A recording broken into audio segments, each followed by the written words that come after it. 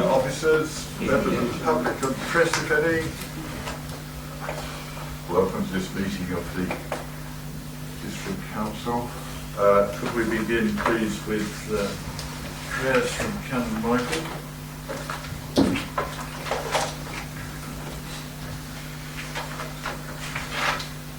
As we think about the Prime Minister's words yesterday about the value and importance of good government, we pray for this Council, for our Chairman, Councillor Alan Champler, and the members and officers.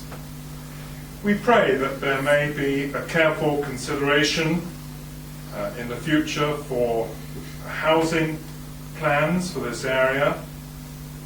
And we pray for young people who find it difficult to get a place of their own.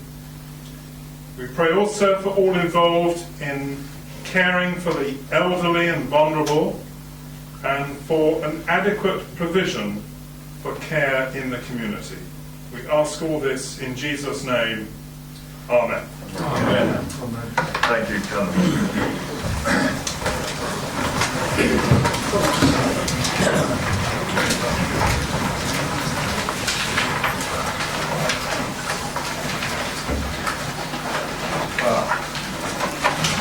We begin as usual with the minutes of the previous meeting held on the 28th of July. I hope you all had a chance to read those and check them for accuracy. Are there any comments about the accuracy of the minutes that haven't been notified? No. Can I have agreement that those minutes be signed as an accurate record? Thank you.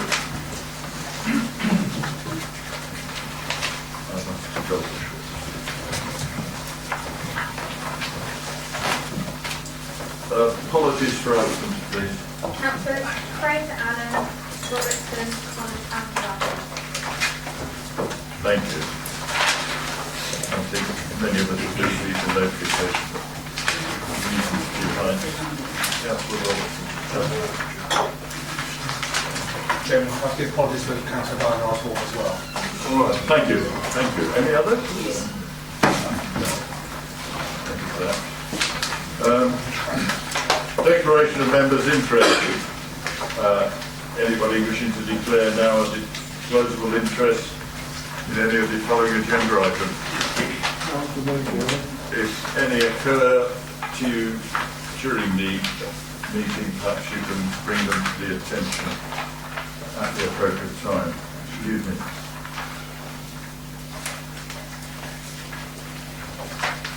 Despite the advice of W.C. Field, I drink water.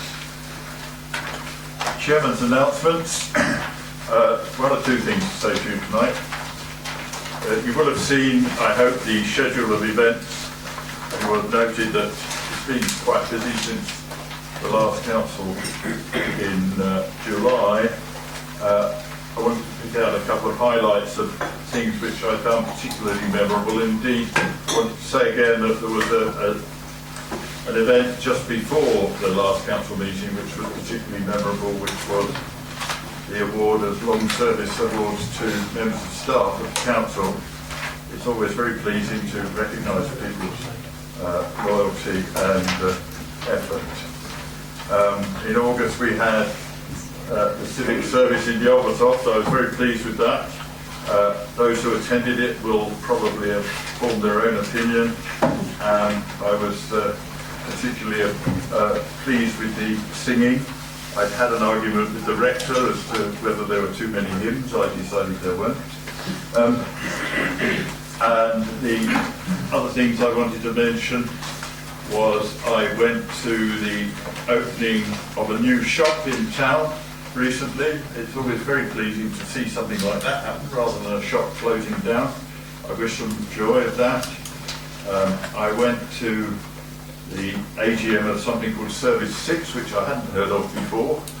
Now I know all about it, and I intend to invite representatives that I met there to a council meeting at some time in the future to share some thoughts. It may well be that we'll decide how best to cover that. And the last thing I wanted to mention about past events just to keep you informed, as chairman of the Joint Strategic Planning Committee, I have received a very short response from the new Secretary of State, to whom I wrote saying, I wrote to your predecessor, did I? And I didn't get a response really. And the short response from the new Secretary of State was, thank you for your letter, I'll write to you when I've got something to say. So, it's still that, I'm afraid. I want to draw your attention to some upcoming events. I hope that you'll support them as you can. 26th of October, cream tea with the chairman. We can have an interesting debate as to which goes first on the scone, whether it's the cream or the jam. Councillor Paul. Yeah, sorry to interrupt you, Chairman, but I'd like to thank you for your civic service. You didn't mention it too. I thought it was an exceptionally good civic service. Hymns that I hadn't heard for a very long time, but I must compliment you that your initiative with the second verse of the national anthem was taken forward to the last night of the proms, and I hope this stays that way. So thank you for that, Chairman. You're very welcome, I'm sure. Please come to the cream teas. There are still tickets available for the greyhound racing at Toaster Racecourse on the 12th of November, and I give plenty of advance warning that there is to be a concert in February in Yelvertop which you do not want to miss. Now, the last thing I wanted to say to you is that I received a representation from a member about the conduct of meetings. It's pleased me in one way because I had kept urging people to read the Constitution. It always comes back to you when somebody said, I've read the Constitution and you didn't do what it says. So I had a look at that. And there are three things that I want to point out. First one is, and it may well be that as a result of this announcement, there will be work to be done in future, a possible review of the Constitution. It says in the Constitution that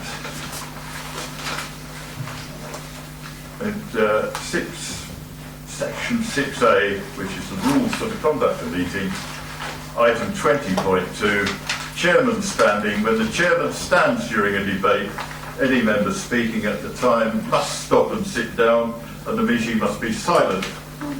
That's not going to happen because I can't stand up. However, you don't get away with it because I have agreed with the Chief Executive that if I wave the gavel, you will shut up and sit down. Thank you. The second thing I wanted was that it was pointed out to me that the Constitution is very clear that during a debate, speeches must be directed to the question under discussion or to a personal explanation or point of order, and no speech may exceed 5 minutes without the consent of the chairman. It is sometimes necessary to wonder about that because one doesn't like stifled debate. However, we'll do our best with that, but I'm not going to have people sitting around with a stopwatch because that interferes with the progress. And the next paragraph, 14.5, a member who has spoken on a motion may not speak again. I intend to enforce that. So please bear that in mind before you make your contribution. It must be brief and to the point, and it's your only chance. Fine. Point of order on that one. I too, when I was chairman, enforced that, but I thought it said in that. Sorry, I should stand up. I thought it said on that, unless you agree. It continues to say that, I thought. May only speak once, except by permission of the chairman. It doesn't say that. Oh, thank you. Councillor Ridge. Chair, in the email that I sent to you on these matters, it referred very specifically. My concern was the length that some members spoke on a motion that was moved at the last meeting by Councillor Randall and myself. Because we now have the recordings of meetings, you can look through and there is the time button at the bottom, and you can see just how long people spoke for. Councillor Miller spoke for 11 minutes, almost exactly. Colin Poole spoke for very nearly, I think it was very nearly 9 minutes. I don't have the email in front of me. Now, I don't blame them for doing that. If there was nothing there, if nobody was actually going to stop them. But my argument is if that is in our constitution, I don't think it's adequate for you to say, well, that's something that, you will think about. There is. Sit down, please. That's enough of that. If you go through the recordings of other meetings of this council and its committees, you will find that several people, including yourself, have exceeded the 5 minutes. Pots and kettles. We will not. No, I'm sorry. I'm not prepared to discuss this any further. I'm arguing, Chair, that I would like to have this recorded in the minutes. Our concern that you're chairing of this meeting in a way in which you are not going to enforce the Constitution that says that there is a 5-minute limit unless you exercise discretion in allowing somebody to speak longer. I have put to you the argument that if you are going to use discretion in any case, then you should state the grounds in which you are going to get some speakers. Will you sit down, please? That is enough. I wasn't going to identify you as the perpetrator. Since you have raised the matter, I will broadcast your email to the rest of the members so they know exactly what you said. Then you needn't waste any more time at this meeting. Thank you for that. Thank you. Let's proceed. Where are we at? Thank you. Questions under Council Procedure Rules 10 and 11. We have a question from a member of the public who is not able to be present. And, with your permission, I propose that I will read the question and then presumably the leader will indicate an answer. Thank you. The question comes from Mrs. Abigail Campbell, and it says, noting that Coventry has accepted more Syrian refugees than any other city because it believes it is the right thing to do, that Glasgow's approach has been to ask not how many refugees must we take, but how many refugees can you give us, that Rothsay on the Isle of Bute, whose population is only a quarter of that of Daventry town, has given homes to 15 families, and that Daventry district does not appear to have given sanctuary to a single Syrian refugee. I would be grateful if the leader of the council could make a statement on 1. Whether a letter was sent to Richard Harrington MP, as agreed at full council on 10th December 2015, indicating DDC's willingness to participate in the Syrian Vulnerable Person Resettlement Scheme. 2. Whether DDC considered participating in the scheme as a district council, i.e. other than through NCC, which declined to participate, and if not, why not? And 3, what representations, if any, have been made to NCC urging it to offer sanctuary to Syrian refugees in Northamptonshire? Councillor Miller. Thank you, Chairman. I find it's funny actually, Abigail Campbell is a member of the public now. Of course, I'm confused a little bit when he said member of the public. Obviously, Councillor Campbell's known here for many years as an excellent councillor. In response to Abigail's question, I can confirm first of all, yes, the council community manager wrote to Richard Harrington MP and East Midlands Council following the council meeting on the 10th of December 2015, indicating DDC's willingness to participate in the Syrian Vulnerable Person Resettlement Scheme. The second question that was asked was, as the local housing authority, the council will consider any and all approaches from refugees who wish to settle in Daventry district. Our housing options team are currently reviewing a potential Syrian refugee application which was referred to the council earlier this week by East Midlands councils. I'd like to point out, Chairman, of course, that's very much dependent upon school places and housing availability, but we're always willing to consider any and all approaches. The third part of the question she asked was, members and managers and officers have urged NCC to take part in the Syrian Vulnerable Person Resettlement Scheme. given the necessary involvement of health, education, children, families and other services. NCC's involvement in the programme is essential if any Northamptonshire district borough are successful to be successfully participating in this programme. I've also spoken directly to the leader of the County Council, and she's confirmed to me at this moment in time, in terms of vulnerable children, that Northamptonshire already has the highest number of unaccompanied Syrian children in the East Midlands region. And we've exceeded the expectations of what government expects of us in that field already. So it's good to see we are participating in that field. And also, she wanted me to confirm tonight that we're looking for people, foster parents in particular, who are willing to take on these children. And I put out a message there in the Greater Ether here that anyone who wants to consider being a foster parent, then please contact the County Council, and I'm sure their interest will be very welcome. Thank you, Chairman. Thank you very much. Can we ensure that Mrs. Campbell receives a copy of that response? Thank you. We have two questions from members of the Council. The first came from Councillor Jason Pritchard. Thank you, Chair. In recent months, Rugby Borough Council have identified an open countryside site 2 miles from the Daventry district boundary to build some 1,500 homes, with the potential for a total of 5,000 homes. Conservative members, including Jeremy Wright, Attorney General, and Daventry member Chris Heaton-Harris, have publicly opposed this development. Daventry District Council has been named as a consultee. Does the leader of the council support or oppose his Conservative colleagues in relation to this garden village, knowing that previous development has been carried out in Northamptonshire open countryside? And what communication has been forwarded to Rugby Borough Council in relation to this matter? Thank you. Councillor Miller. Thank you, Mr. Chairman. I thank Councillor Pritchard for his question. I'd like to say, first of all, we recognise the challenges our neighbours in Rugby face in dealing with strong demand for housing, which in their case includes accommodating some of Coventry's housing need. The point here, though, Councillor Pritchard, and I hope you can come to our strategy group meeting next Thursday, because that item's on the agenda where this council will come back with a response to that particular issue. Thank you, Chairman. Thank you, Councillor Miller. The papers for strategy group are already out, so you may have seen them already. And our third question comes from Councillor Ritchie. Thank you.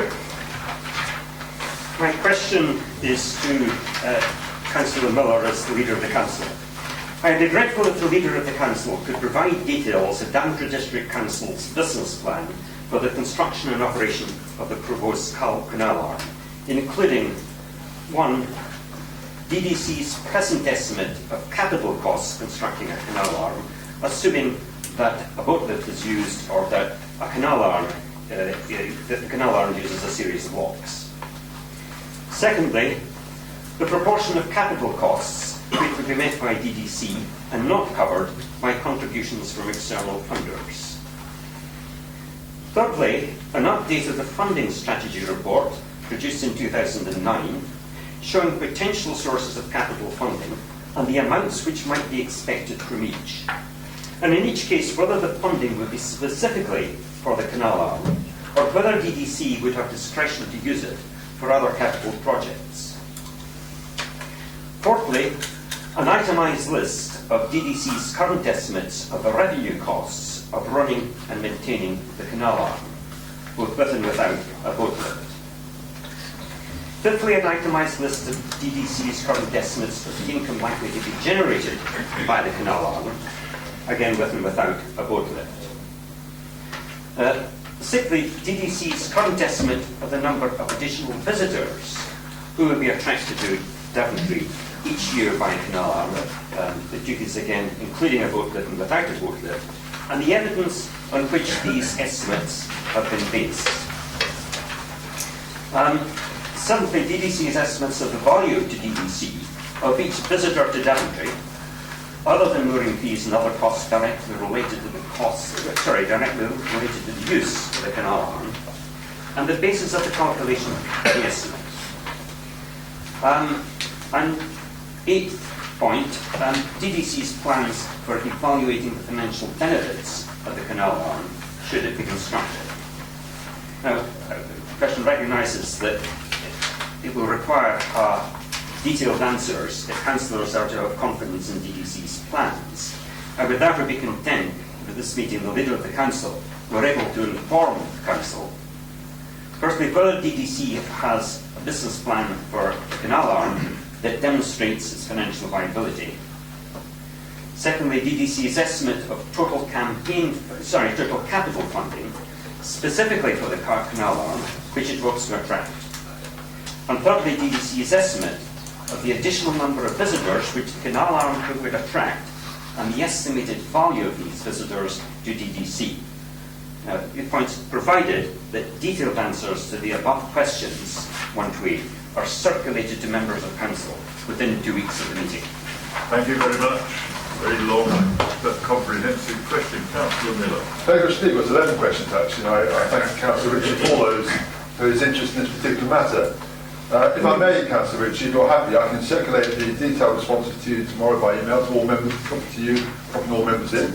Otherwise, I can read them all out now, Chairman. It's entirely up to you, but if you're happy with that. I would be content with that. Thank you, indeed. So that's the 3 points on that basis. The Michel report 2006 provided the evidence to demonstrate that there's a significant positive net outcome from building the canal. That's the 2006 report. Sure, officers can point to that if you require, Councillor Ritchie.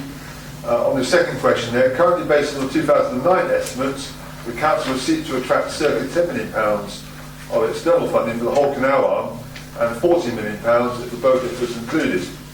These are likely to increase when the revised costs are determined. And on the third question there, the canal, at least 100,000 visitors for the canal with locks. This is a question, DDC's estimated number of additional visitors which the canal arm would attract, and the estimated value of these visitors to DDC. The canal, at least 100,000 visitors for the canal with locks, between 250,000 and 500,000 visitors with a boat lift. It is suspected that the value of these visits will be determined as part of the council review of current tourism data and its work with CRT, that's Canal River Trust, on its cost and benefit model. Thank you, Chairman. Thank you, Councillor Miller, and we look forward to receiving the detailed response in due course. I think tomorrow. Yes.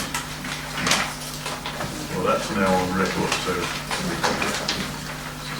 there we go. Taking us therefore to item 7, reports of committees. It is usual to receive for information purposes only the minutes of the undermentioned committees. The minutes have been circulated in the papers. Planning Committee of the 20th of July, the 10th of August and the 31st of August. Scrutiny and Improvement Committee minutes of the 6th of September and Corporate and Governance Committee of the 13th of September. Strategy Group of the 15th of September.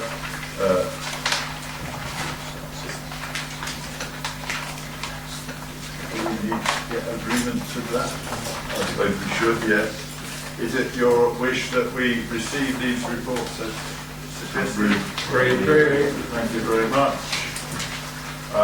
We move to item 8, which is to consider the recommendations of the several committees and to pass such resolutions thereon as the council may determine. And the note goes on to say that copies of the minutes are available for public inspection.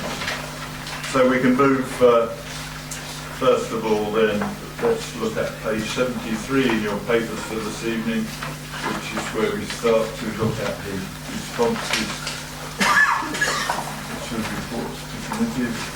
So I've got a marker in place, but the blue is too strong. There we go.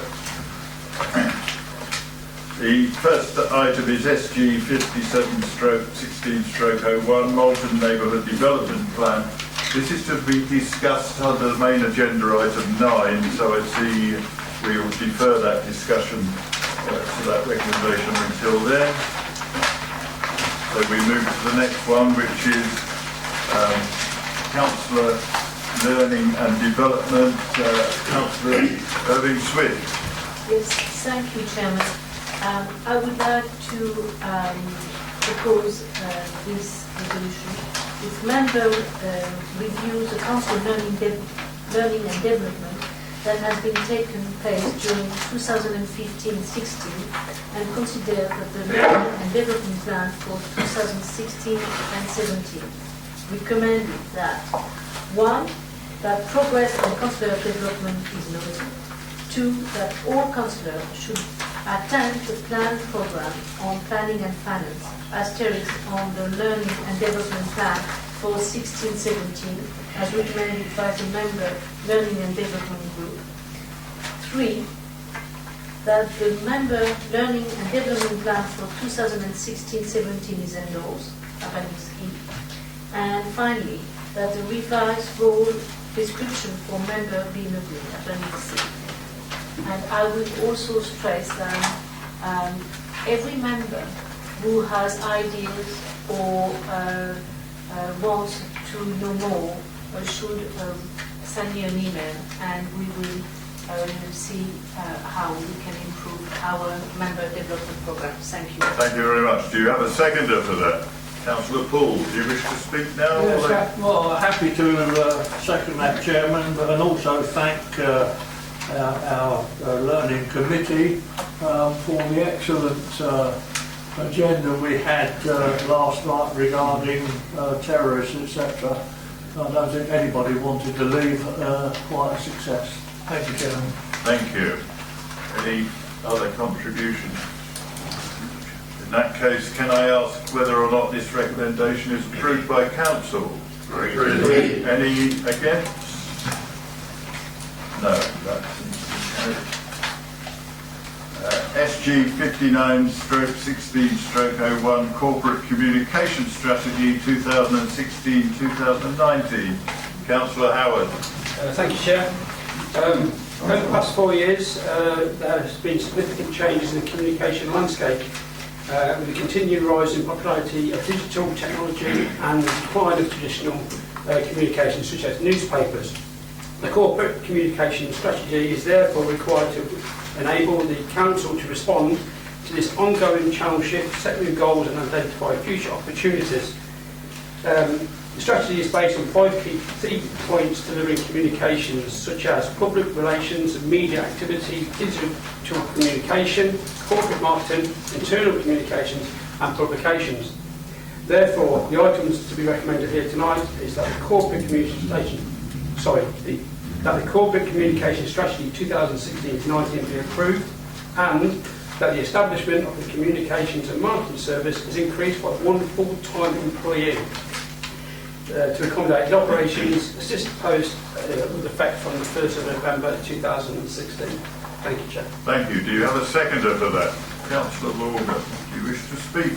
No further comments on that, Chair. I'm going to congratulate the team on the work they do with our communications efforts. I fully support. Thank you very much. And Councillor Richard. Thank you, Chair. I certainly don't oppose this recommendation. My concern, however, is that with our communications, we should not just be attempting to inform people what the Council is doing. We should be attempting to engage them in the sort of debates about what sort of society it is that they want to see around about them. And I'm not certain, from the feedback I have received from people that I have spoken to, that the communications always do that.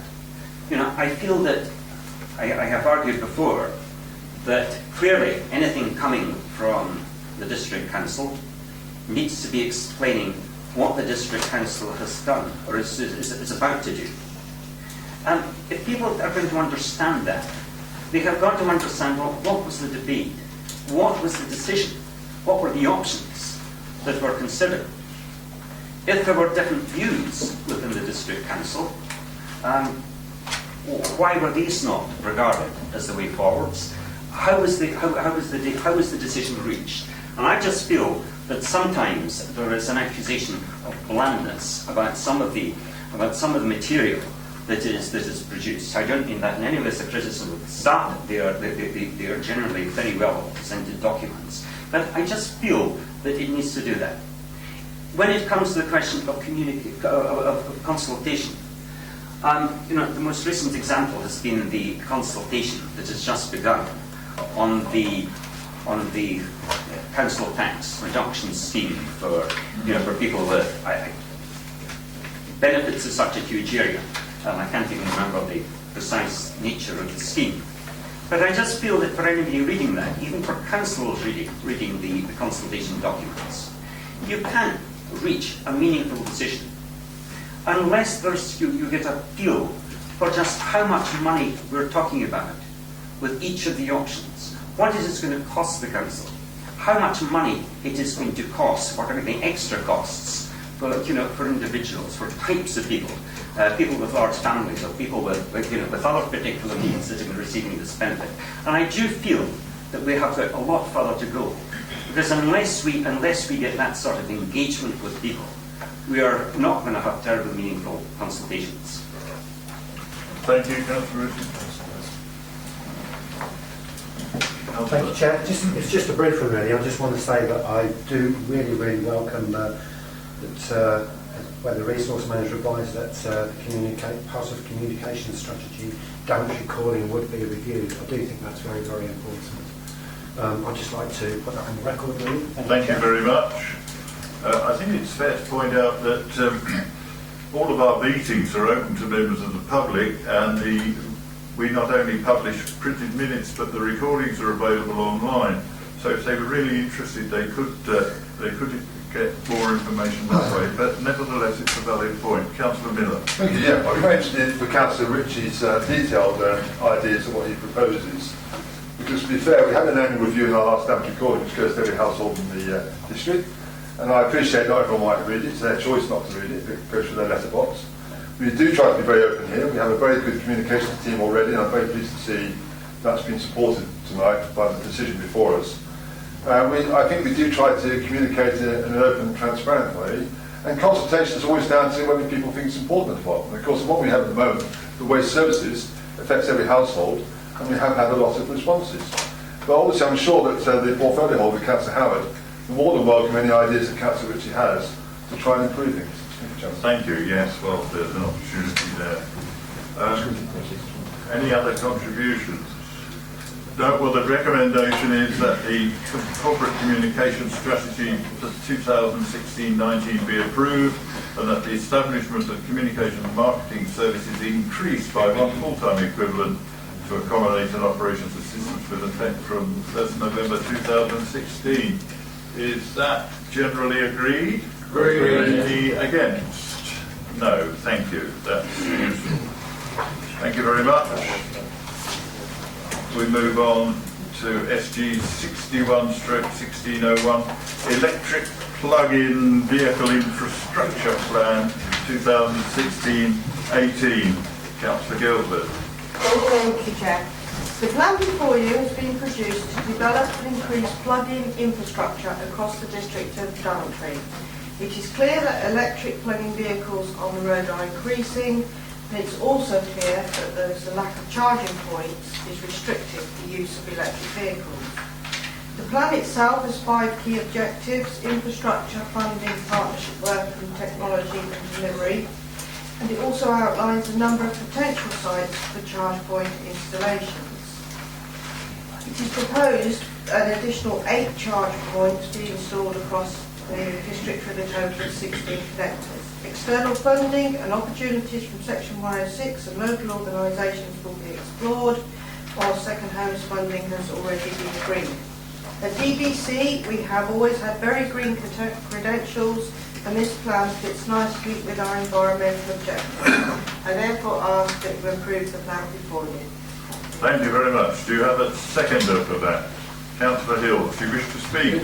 Yes, thank you, Chairman. I think we've been in the forefront regarding electric vehicles, so it makes sense to follow this through. So I totally support this recommendation. Thank you very much.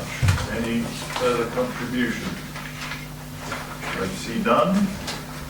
Therefore, the recommendation is that the electric plug-in vehicle infrastructure plan 2016-18 be approved. Is that generally agreed? Agreed. Any dissent?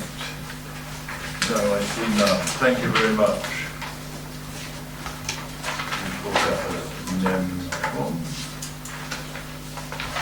SG 62/16/01, Great Oxenden and Helidon Village Design Statements. Councillor James, please. Thank you, Chairman. We've now completed the consultation on the Great Oxenden and Helidon Village Design Statements. Put it forward to the Council for adoption. Nothing controversial here, slight revisions made, usually of an editorial nature. The recommendation is that the proposed changes to the Great Oxenden Village Design Statement and Helidon Village Design Statement in response to representation as set out in Appendices A and B be approved, that further minor editorial changes be made to the Great Oxenden and Helidon Village Design Statements to reflect the fact that the documents will be in their final adopted form. 3, that the revised village design statement for Great Oxenden be adopted. And 4, that the revised village design statement for Helidon be adopted. Thank you very much. You have a seconder for that. Councillor Irving Swift, do you wish to speak? No, Chairman, thank you. Thank you. Just be aware, before we put that to consideration, that in particular the last 2 of the 4 recommendations involve the agreement to adopt these documents, so it's a serious matter. The recommendation is that the proposed changes to the Great Oxenden Village Design Statement and Village Design Statement in response to representations as set out in Appendix A and B be approved, that further minor editorial changes be made to the Great Oxenden and Helidon Village Design Statements, including to reflect the fact that the documents will be in their final adopted form, that the revised village design statement for Great Oxenden be adopted, the revised village statement for design statement for Helidon be adopted. Views of council, is that generally agreed? Agreed. Any dissent? I see none. Thank you.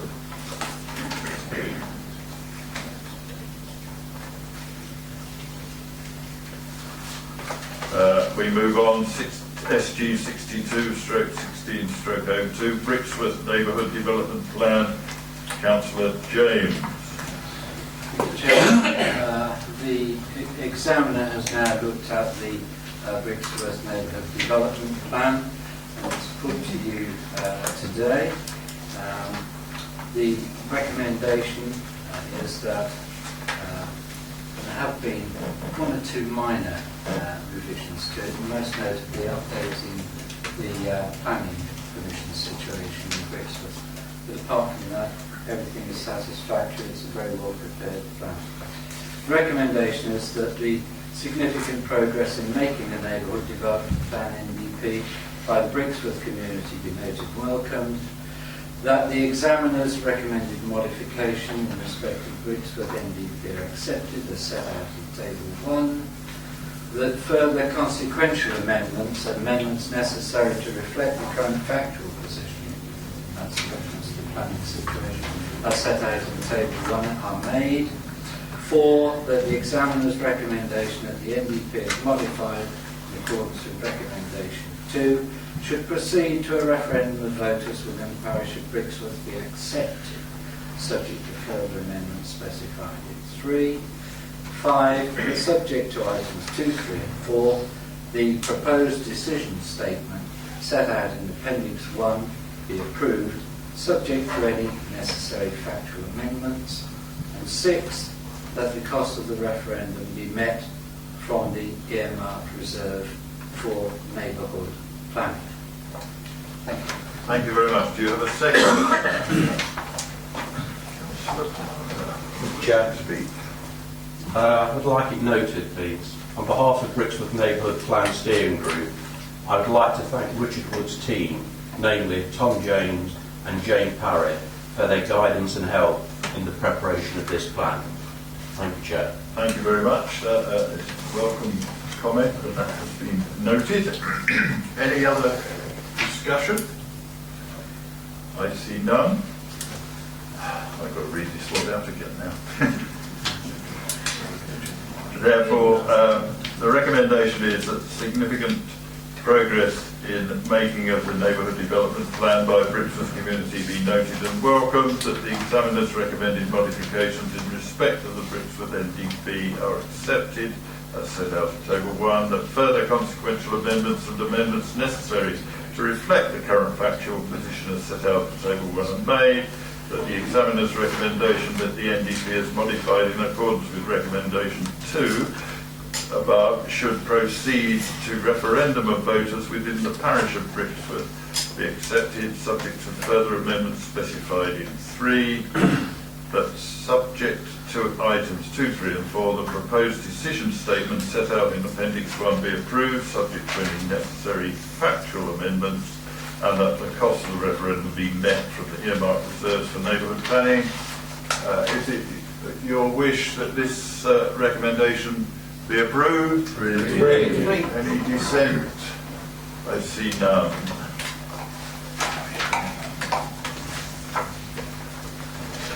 We move on. SG 62-1603, local plan evidence-based landscape study. Councillor James. This is a housekeeping matter, really. We're seeking approval to release 45,000 from the earmarked reserves to fund a evidence landscape study, evidence of a landscape study for the purpose of the Part 2A settlements and countryside local plan. And recommendation is very straightforward, that up to 45,000 is released from the plan-making earmarked reserve to fund work on a study of landscape, character and quality. Thank you very much. Is there a seconder for that, please? Councillor Alder, wish to speak? No, sir, thank you. Thank you. In that case, we can put that straight to the consideration of council. I've just been advised that it isn't actually necessary for me to read out the recommendation in full, so I'm not going to. So, is that generally agreed? Any dissent? I see none. Thank you very much.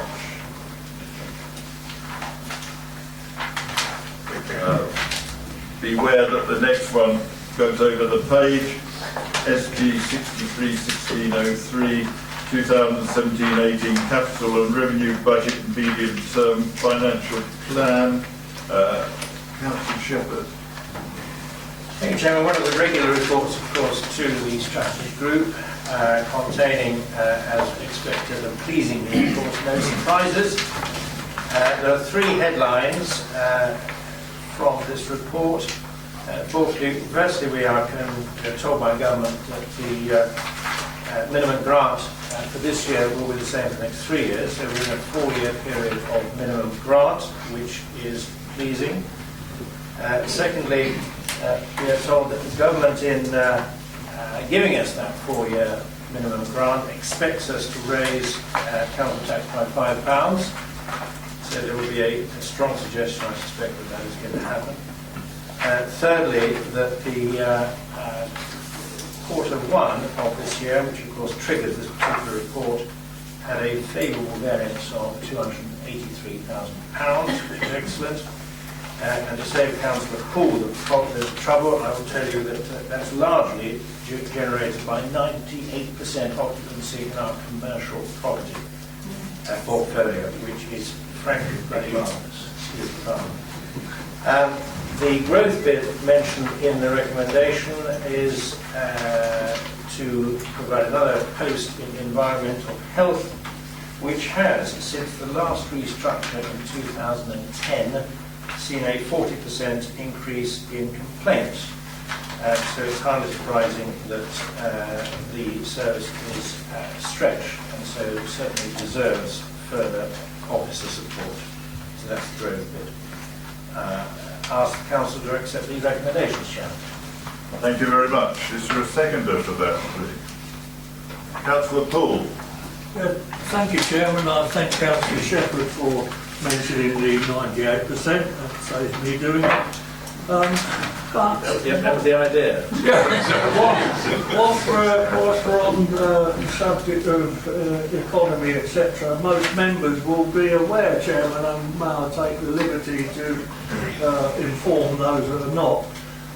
Amazon have decided to build a fulfilment centre in Daventry with the additional 300 jobs coming to the district with e-commerce, etc., etc. So exceptionally good news, and hopefully we can build our coffers.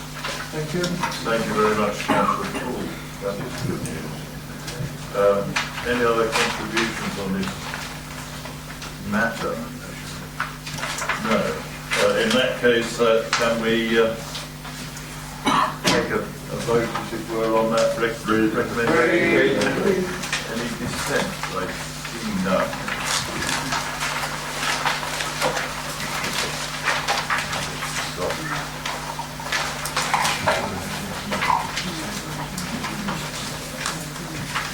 We move on then to item 9, the Monson Neighbourhood Development Plan. There is a report, page 77 in your papers.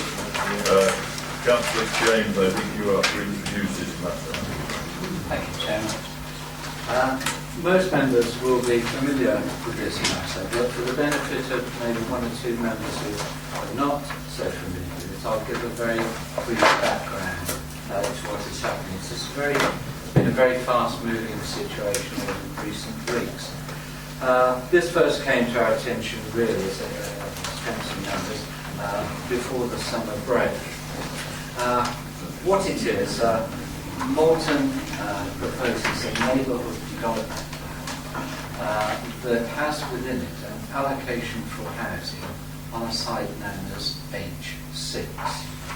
And a developer, or land acquirer, has put forward proposals for this land that if planning permission is forthcoming, then that particular firm, known as Hallam Land, would be prepared to grant very valuable benefits, community benefits, to Malton Parish Council. In respect of the site H6, that would have been the provision of sports pitches, that would have been the provision of a bus park and car park. There was also contributions for a footpath and contributions for something else which escaped my memory at the moment. I'll come back to it. But there are substantial benefits, and the attraction of those benefits is that it would make that particular area much safer for pupils of Malton School and others, of course. And it is a very attractive offer. Now, the position regarding this allocation of this site, H6, is that one, it contravenes strategic planning policy. There can be no doubt about that, because it's a green wedge, and it also adjoins a rural access area, and that is needed to be protected as much as possible. The second thing is that even if it were not so, the offer of benefits by a developer seeking planning permission is something which might and might not happen. No one can guarantee it unless the developer or the person who puts in the application is tied down. Following on from that, over the course of the last few weeks, the issue of strategic planning policy is something we'll leave that for the moment. Malton Parish Council has obtained what is known as a unilateral undertaking from Hallam Land Management to the effect that if they can get at least 70 planning permission for at least 75 houses on site H6, they would be prepared unilaterally to agree to do all these necessary things, pay for this, pay for that, sports pitches, car, bus park, contributions, The council has looked at that initial unilateral undertaking and found that it wasn't robust enough for them to get planning permission in any event, because once obtained planning permission, they could then simply sell the land to someone else and get on the land, providing what they'd agreed to do. So following on from that, a second unilateral undertaking was put to the council, which is much more robust, which minimises the risks of the developer, landowner, landowner, avoiding the obligation by passing it on to someone else, by making sure that contractually the obligation runs with the land. In other words, that anyone who takes it from land management is also bound by this unilateral undertaking to provide benefits from it. So the issue then is this one of strategic policy. Well, the council is firm in its commitment that this will be a green wedge. But of course, if H6 goes back into the neighbourhood development plan, let it go through as an allocation for housing, then of course once that neighbourhood development plan is made, that particular site, H6, is taken out of the green wedge. So it then follows that what we should do is to make sure that the rest of the green wedge is protected by putting a small paragraph in the recommendation that's going to come before you tonight, and I'll come on to that in due course. That will protect the council as far as the strategic planning policy is concerned and the green wedge. And it would enable then the Malton neighbourhood plan to go forward, go through to referendum and subsequently be made, and then for Hallam Land Management to put in their planning application. Now in that respect, the details of the unilateral undertaking are that an application for planning permission must be made within 2 years. Obviously, if it's not made within 2 years, then the whole lot falls anyway. But that is the position. So, coming back now to the question of risk, there will always be an element of risk. There's an element of risk in anything. If you walk down the stairs, there's a risk that we might fall or something, no matter how much care we take. But the council has taken every opportunity to minimise that risk to reasonable levels of Hallam Land Management or successor entitlement of land management backsliding on this particular unilateral thing. Now the feeling was a strategy, and I should have mentioned this before, with the exception of myself who voted against it, and one abstention. The overwhelming majority of strategy committee were in favour of letting Malton have H6 put back into this plan, this allocation. And there are good reasons for that. One, it is for the benefit of the community in Malton. And secondly, the most importantly, Malton has been very cooperative with Daventry District Council, as members of the planning committee will know full well. So there's considerable sympathy for the cause. And moreover, I think it's fair to say that it was quite impressive, the determination of Malton Parish Council to carry on with this in spite of somewhat heavy opposition, if you like, from one or two of us charged with the duty of protecting the status quo. So I'll read the recommendation, the amended recommendation, not to be confused with the one that's in general recommendations. It's recommended that significant progress in making the Neighbourhood Development Plan NDP by the Malton community be noted in block. That the examiner's recommended modifications in respect of the Malton NDP are accepted, and that further consequential amendments as made are set out in the proposed decision statement. 3. That the examiner's recommendation that the NDP should proceed to a referendum with voters within the parish of Malton be accepted as modified in accordance with recommendation 2. That the proposed decision statement set out as Appendix 2 be approved, subject to any necessary factual alterations. That the costs of the referendum be met from the earmark reserve for neighbourhood planning. That gives Malton Parish Council what they need. The next part, 6, that it is affirmed that the saved green wedge policy of the 1997 Daventry District Local Plan is a strategic policy of the development plan. That protects the council as far as that green wedge is concerned. So I think one is satisfied on both sides. Thank you very much. I'm aware of the fact that that was a long contribution, but it was, I think, necessary in order to explain the position we're in. Before we go any further, this is a resolution, a resolved item, not a recommended item. The papers say recommended, but it is to be resolved, and you need to understand that. Is there a seconder, please? Councillor Trivett. Do you wish to speak now?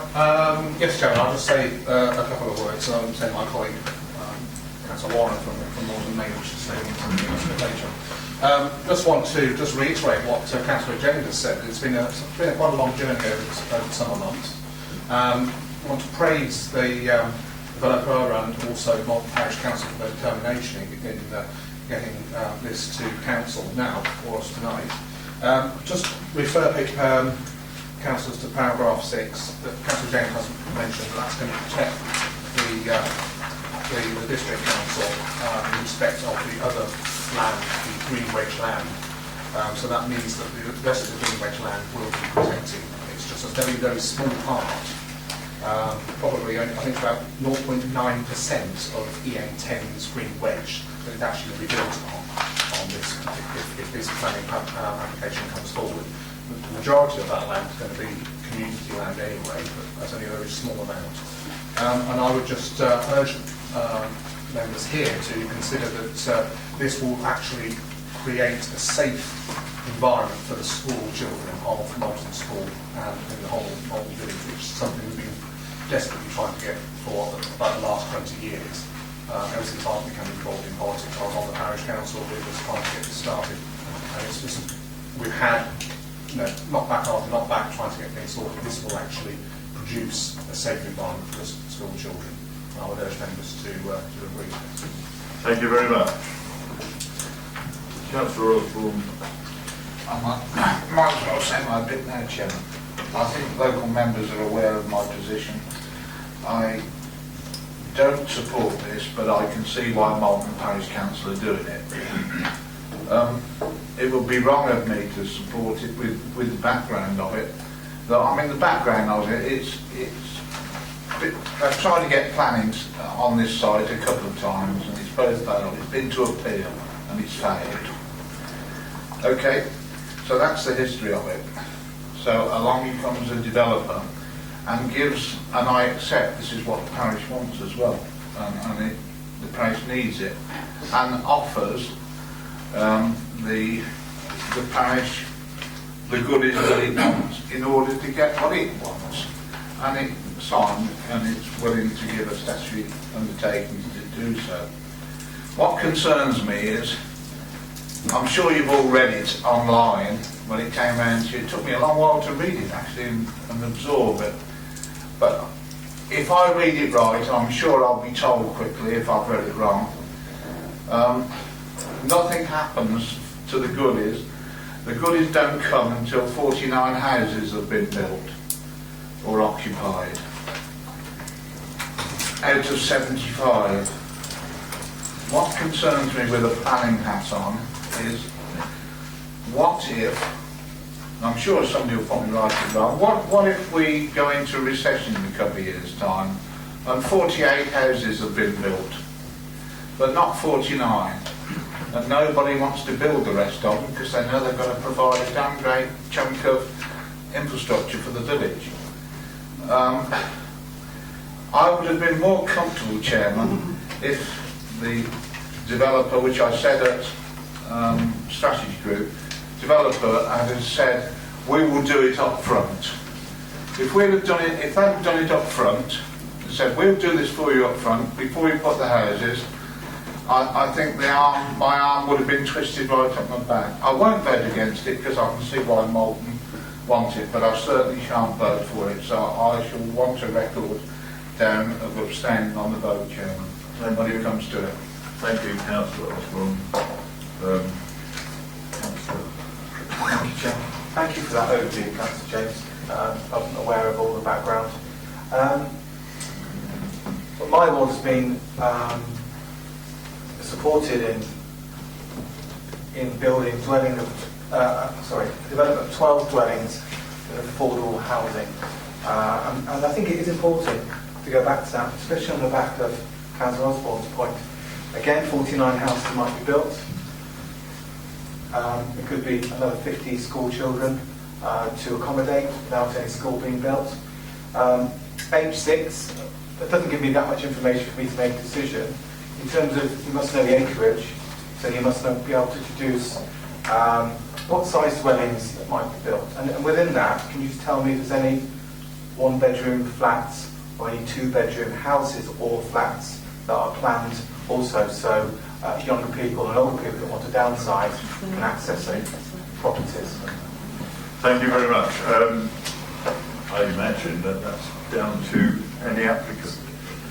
Councillor Frenchman, I'm sorry, you indicated you want to speak. Thank you, Chair. I actually wasn't going to say anything, but listening to Councillor Osborne, I felt compelled to say something. Notwithstanding the robust support of Malton Parish Council, I too have great concerns about this. The green wedge is actually for the benefit of the whole community as much as any benefits from this planning application. But I have a couple of comments. One, is this agreement legally enforceable? Two, can they wriggle out of it on a viability grounds, which has happened so often in other planning applications around the district? And thirdly, it's dependent on the planning application, I think you said for 75 houses. What happens if they only apply for 70? Thank you. Thank you. I personally am not in a position to answer that. Councillor Simon, sorry, I demoted you then.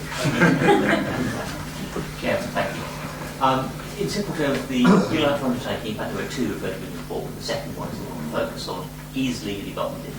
It's an effective document, it has been registered as local land charge, and it works all the usual ways. Because it has already been entered into, the question of viability doesn't arise, it binds. In terms of could they get out of it, yes they could. If they never apply for planning permission, or if they only apply for planning permission for 70 houses, then it would never be triggered. That's absolutely right. And that risk is identified in the report you have before you. The question you have to balance in your minds is how likely is that the site is designed to take 125 houses. It would be quite a sacrifice for a developer not to get those remaining houses. So that's the balance you need to make. Thank you very much, that's helpful. Further contribution. Councillor Wesley. Yeah, just to clarify something, would this would obviously still have to come to the planning committee anyway, wouldn't it, this development? But despite this agreement, the planning committee could actually decide that this is not a valid development. Would that still be correct? So there would be nothing set in stone, as long as they were valid planning reasons. And what I come to is, would that be a valid planning reason to reject? Could we reject it on the basis that it was only 70 houses coming in, it wasn't going to be 75? I'm not going to attempt to answer your question, but it is clear that this is not an application. An application that comes before the planning committee is determined by the planning committee. Hang on. Councillor Irving Swift. Yes, thank you. I didn't want to speak on that item, but I've been heard the officer. Now, as you know, it's not the planning application in front of us, but the one of us who sit on planning committee have unfortunately become very sceptical of all the promises and how the developer can win all out of it. Now, because it's not an exceptional site, so we don't know. If the developer suddenly want to be just 10 executive home, I think he will be able to do it. There's nothing to change it, and that is with. So if I could have clarification that could not be the case, because the developer with 10 executive home would make as much money than, or 20, than with 17 smaller houses, and that is what the economy. And I do not. My fear is I don't want to go against policy, because it has been fought so hard by our district here with the core strategy. I do not want to go against HC if I do not have. I understand Moulton, and I want Moulton to solve their problem, but not if we create a road for our own back. Thank you. Thank you very much. I'll come to deal with that in a moment. Councillor Auger, I think you indicated you wanted to speak. Thank you, Chair. I just think we're drifting into the what ifs. You know, what if this happens or what if that happens? You know, I'd encourage the council to look at this. This is a neighbourhood development plan, and we need to look at it on its merits at this time. I think to start to introduce, well, I want a reassurance for this, or I want a reassurance for that, what happens to planning, is actually deflecting from actually what we have in front of us. You know, I think there is a plan there. It's a localised plan. It's what the local people want. It's been gone through with a fine-tooth comb by council members and officers alike, and the local people, and I think it's something that we should be supporting. Thank you very much for that. Councillor Miller, if you want to speak. Thank you, Chair. I'm not going to speak actually, but I think it's important. I think the concerns raised by certain members are actually quite valid. And there are always risks, that's been said already in this matter. And I just feel that Bolton and Overston, as to put the two together, are facing levels of growth which are just as great as Daventry Town, without the infrastructure requirements of Daventry Town they're going to get in the future for Daventry. And I think it's important we try and support that area, and we have done over the years. They have a very proactive council in Bolton Parish Council, and I have to say I admire them for what they're trying to do to their community. They struck a deal with a developer, well, they haven't in this case, and obviously it may well go on to another builder eventually. And obviously we try to support in that process to try and minimise the elements of risk which clearly are there. And those who've been around a long time can certainly say that, if you believe everything that you get told, then obviously you can be taken for a ride quite easily.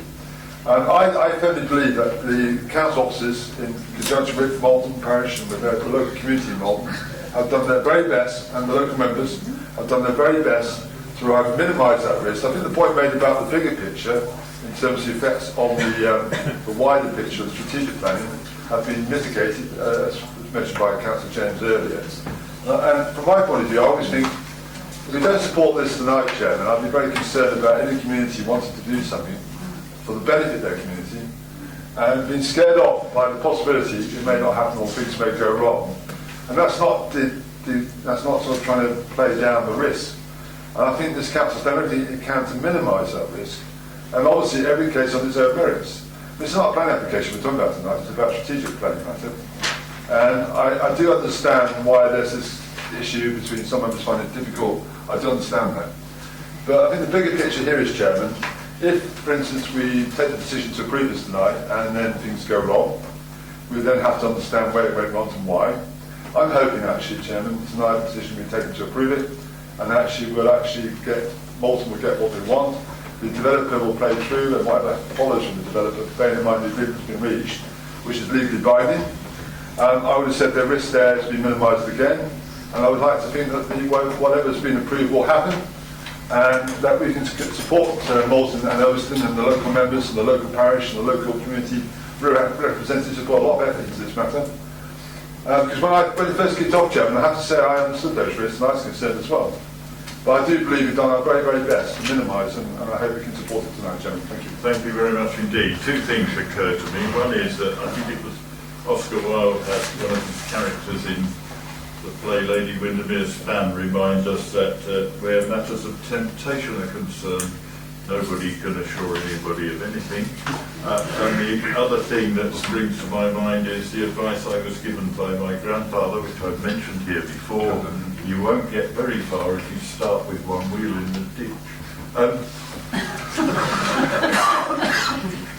Any further contributions? Yes, Councillor Warren, I have you down on my list. I'd just like to remind everybody, we're actually looking to vote on policy tonight. We're not looking to vote on planning application or planning and access. What we're here is looking at policy, and the policy of the basically H6 and E10. And item 6 on the recommendations gives what can I say, the assurance that the green wedge will be protected throughout the rest of the district. All we're asking is that H6 on E10 on that particular area is removed, and that's all that's being asked. The rest of the green wedge is being protected throughout the district. So a lot of your concerns that were raised earlier have now been very successfully, secured by the officers and with discussions from Malton and others. So we're not talking about a planning application. It's the policy that's in front of you, and the benefits that are going to come from this is going to secure safe routes to school. The village and the parish of Malton have been trying to get for the last 20 years and have been completely unsuccessful. The district council hasn't been able to give any help in, not so much help, but hasn't been able to come up with alternatives for achieving the safe route to school. This application does, and it will take all the buses and the school traffic out of the village, and we've got medieval paths that, so narrow. As you can see from photographs in the papers, buses are mounting the pavements. It's a wonder that we haven't had a fatality in the village already. And if we don't approve this and we carry on with the situation as it is now, we are going to have fatalities in the village. And, God forbid that, that happens. So I sincerely hope that you vote for the recommendation. Thank you very much. Point of order, Chairman. I make a point of order. It was just stated there that it's nothing to do with planning policy. H6 and H10 are planning policy. So let's get it clear, it is planning policy. Yeah, and earlier in his contribution, Councillor Warren did actually make the point that it's policy that we're considering tonight. So maybe he misspoke. Councillor Poole. Thank you, Chairman, and for once I'll be brief. I do agree with Councillor Osborne. I also agree with Councillor Irving Swift. To quote that well-known person who got off a plane, I've got a piece of paper which is a unilateral undertaking regarding land, etc. I have difficulty, but by the same token, I have to take my memory back to all the times that the parish council at Malton have been along. Unlike most councils, they've been along to our planning committee, they've put a case forward, sometimes they've won, sometimes they've lost. They've never held grudges, they've always tried to do the best for their village. It is difficult. I was minded to not agree with this recommendation. However, having read through this document, I put that aside, Chairman. I'm happy to vote with it. Thank you very much indeed. Councillor Shepherd. A very, very small point, Chairman. One of the members have been concerned about the status of the undertaking. It's best to think of it, indeed, as Sir Bowers had said, it is legally binding. What we really mean by that, actually, is that because in this particular situation we're dealing not only with the developer but also with the actual freehold owner, the freehold owner, in this particular case, which is very unusual, is able to buy the land. So it's the land that's actually bound by the undertaking, not simply the developer. And in the documentation, the developer has owner covenants that any future owner will be similarly bound by the undertaking. So it's a very unusual situation. We normally deal with a developer who's optioned land. But here we're dealing with the actual landowner, and he has burdened the land with that obligation. Thank you very much indeed. That's very helpful, and I think that probably clears it up. Any further contributions? I see none. Just to remind, I'm not going to read all these points out again. They are clearly stated in front of you. You heard the statement. I just will remind you that this is a resolved item, not a recommendation. This council has to make this decision now. All those in favour, please show. That's a lot. Thank you. Any against? None. Abstentions? Chairman, there was an abstention due to be recorded, which we did cancel. There might be some more, I don't know. Any abstentions? We have a number. We have 4 abstentions and 1 request that the record show that the abstention was placed. Thank you very much indeed. That, I think, is an example of what this council is about. We move on to item 10, revised pay policy statement 2016-17. Councillor Griffin, I think.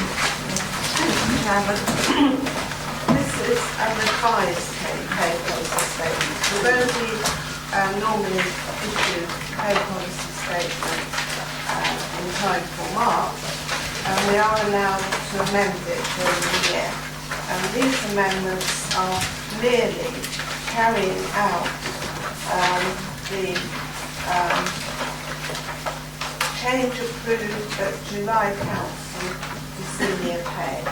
And these changes, which you agreed in July, have now been incorporated into this revised statement. Thank you, Chairman. Thank you very much. Do you have a seconder for that? Councillor Forward. You wish to speak? Oh, thank you, Chairman. Oh, good.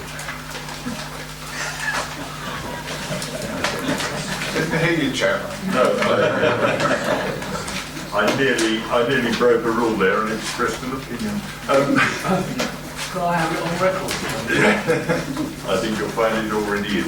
Any contributions to this? I think it's straightforward, isn't it? As we've just heard, it's ratification by incorporation into the revised document. Is it generally agreed that this be approved? Very Thank you very much. Any against? Any abstaining? No, thank you very much. That's handy.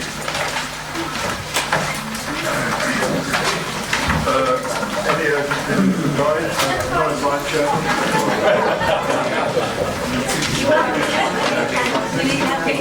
There you have it in stereo. In that case, thank you very much.